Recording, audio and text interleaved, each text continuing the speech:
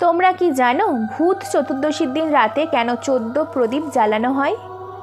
প্রচলিত বিশ্বাস অনুসারে ভূত চতুর্দশীর দিনে কিছু সময়ের জন্য স্বর্গ ও নরকের দরজা খুলে যায়। তখন আত্মারা মর্তে নেমে আসেন। ভূত প্রেত নিয়ে এই দিন রাজা বলিও মর্তে নেমে আসেন। এই দিনে অশুভ শক্তির প্রভাব প্রচুর বেড়ে যায়। এই অশুভ শক্তিকে নিজের বাড়ি থেকে দূরে রাখতেই 14 প্রদীপ জ্বালানো হয়। কিন্তু কেনই 14 প্রদীপ? যেহেতু দিনটি চতুর্দশী, তাই 14টি প্রদীপই জ্বালানো হয়। অন্য আরেকটি ধারণা অনুসারে ভূত চতুর্দশীর তিথিতে মর্তে আসেন পূর্বপুরুষেরা। সেই দিনে ফিরেও যান তারা।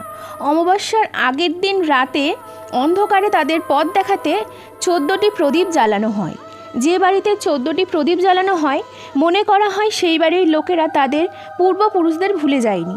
এইভাবেই সেটা প্রমাণ দিয়ে থাকে। আবার কোথাও ভূত চতুর্দশী তিথিটি অনেক জায়গায় যম চতুর্দশী নামেও পরিচিত।